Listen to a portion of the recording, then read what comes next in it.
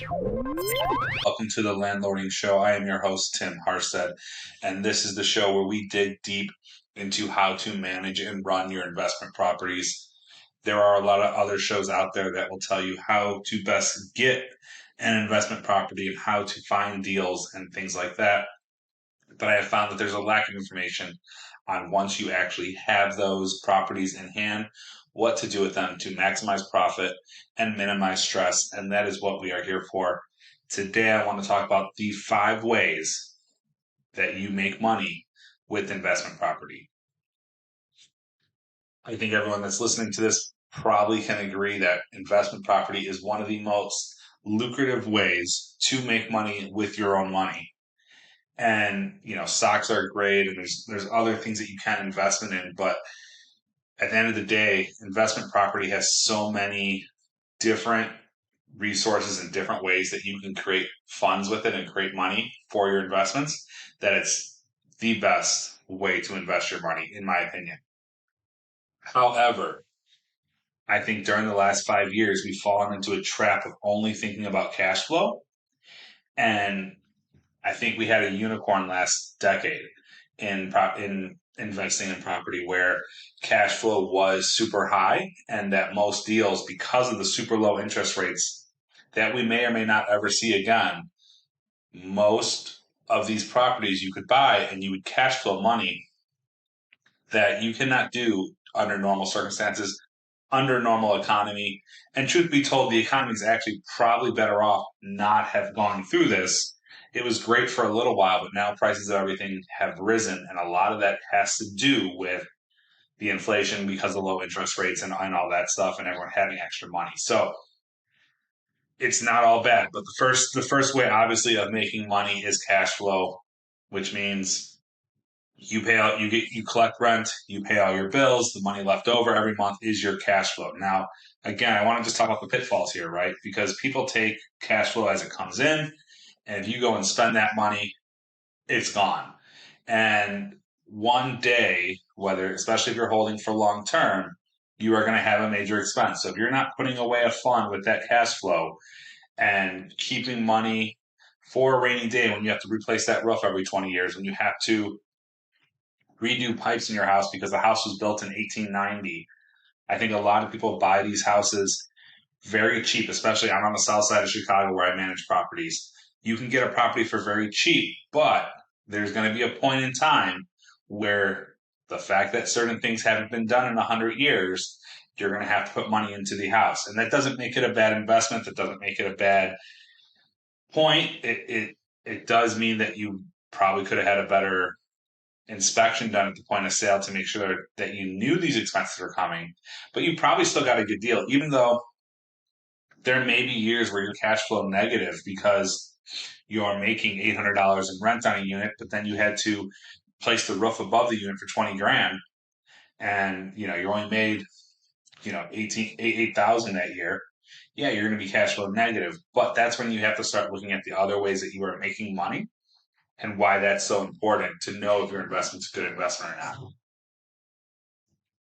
Now, with cash flow, I like to look at it as $100 per unit every month after you pay all your bills and your mortgage. If you have a mortgage, is good cash flow. If I'm underwriting a deal for myself, that's what I'm looking for. $100 per unit after your mortgage is paid, after your expenses on that month are paid.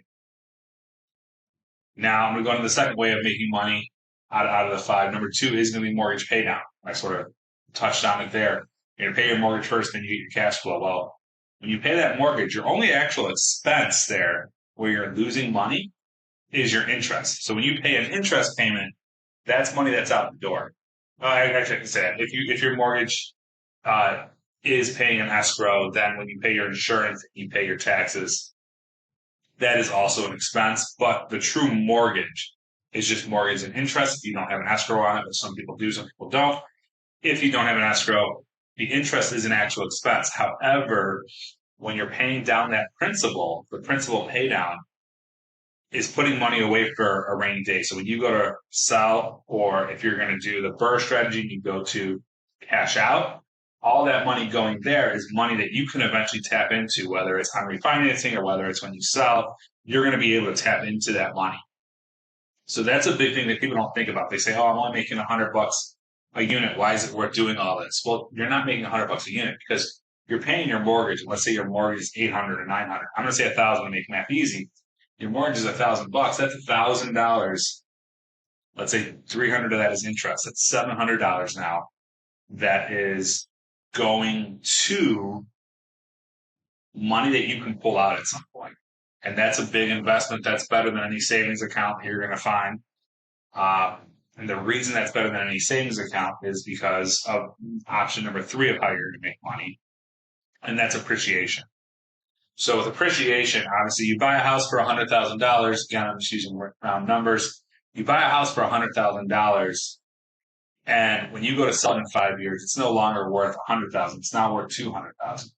We've gone through some of the biggest growth in the last 5-10 years. Not really in that even that long, but in the last like 3 or 4 years since COVID started, we've hit some record highs in terms of growth. Of if you bought a home before COVID, the amount that that home is worth now is exponentially higher than what it was when you bought.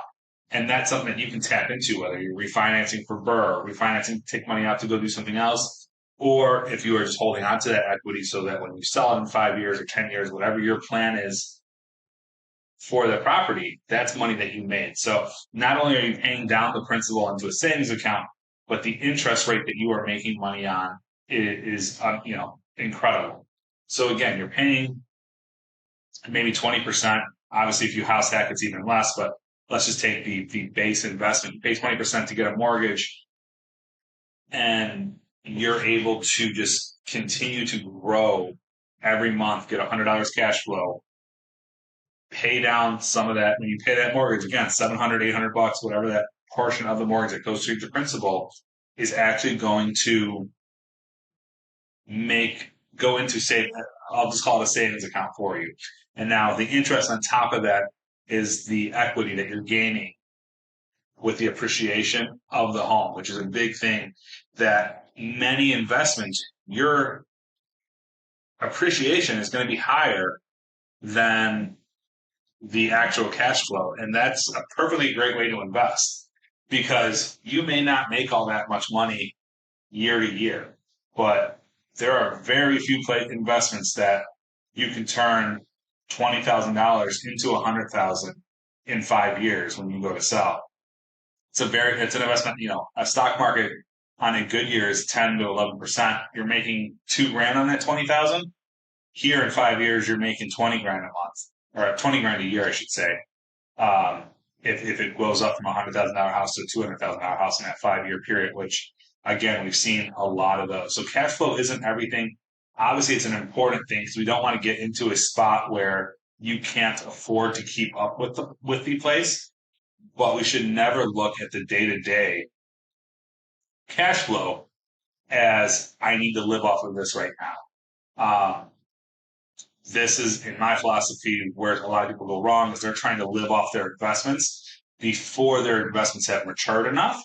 And just like if you buy stocks, yes, you can get stocks that pay you a small, 10 cents, 5 cents every quarter, but you have to have a lot of those. And just like that with investments, like the goal should be to keep them level so that when you go to cash out, you can now go buy something bigger that's going to have more cash flow and eventually get to that point where you are cash flowing and you can retire and you don't have to work your 9 to 5, but you're not necessarily going to get there with one property.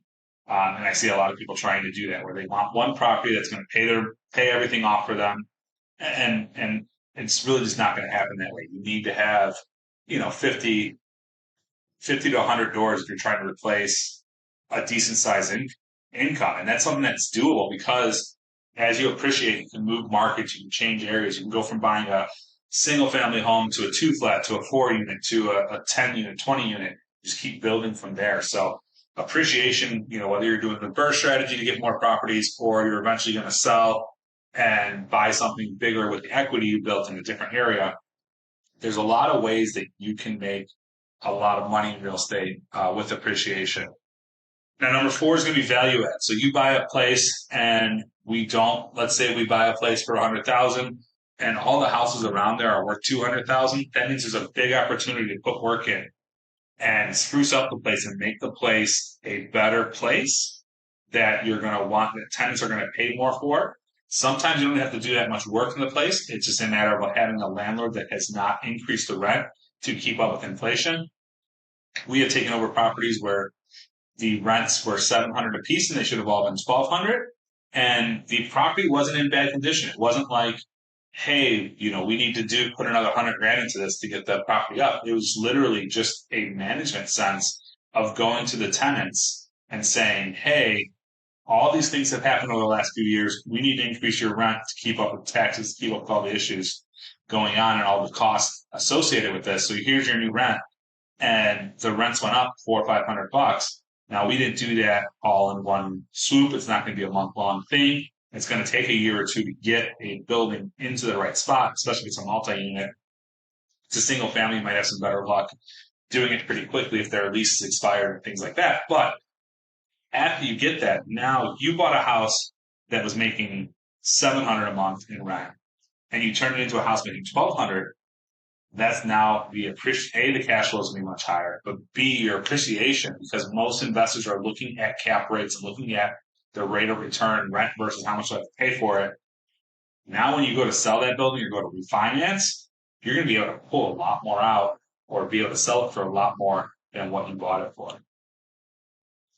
And the last one is your tax savings. I'm not going to go too much into it because I'm not a CPA, so I don't want to give out wrong advice, but I'm going to give the basics of it for you to go ahead and start researching. And I hope to get a real estate CPA on here at some point for one of these episodes to go over this even more with you guys. But you can depreciate your home that you just bought, use it as a write-off, and if you are a real estate professional, you can offset some of your actual income with that because you're a professional.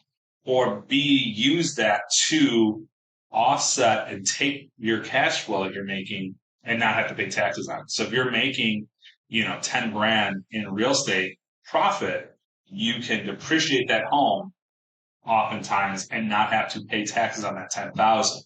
Now, if you are a realtor or your main focus as a job is something like a house flipper, or you are retired where your landlording is your main profession, at that point you can actually depreciate your home over the 27.5 years. So if the home's worth 300,000, you divide that by 27.5, and that's how much you can depreciate it every year.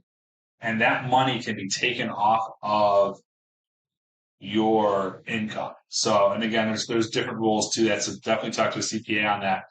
But the savings that you can make yearly are immense, and it's definitely something that if you're not taking full advantage of that, you need to be, and making sure you're saving money on there. So those are the 5 ways, and the main reason I wanted to talk about those today is with the shift in the economy, with everything going on in the world right now, with interest rates, with inflation, with just the world as it is. I think that we got very, very comfortable over the last 5 years with you could hit a home run. Is like playing T-ball, right? Like it's very easy to hit a home run, to find a good deal, because numbers aren't that hard to make work when you don't have to worry about high interest rates and all that thing. So I think, going forward, we have to look at deals a little bit differently to make sure that they're worth it. And really the goal is to stay afloat and make sure that we are not losing money. But until you have a portfolio of 5, 10, 15 buildings, you may not be able to retire from your 9 to 5. You may have to keep building it while you're working, and then get to the point where, hey, I can sell a few of these, buy a bigger property, and then cash flow. Great. Or just get to the point where I'm going to, sell my portfolio. It's worth, 2 or 3 million, and then I can go and put that into something where I have to work less. Or, I'm biased on this, obviously, owning a property management company. Get to the point where you can afford a property manager, make sure your numbers are ran in a way where you're accounting for that. And that way you don't ever have to worry about the extra work with owning a property. And then you can really start to see that income coming in.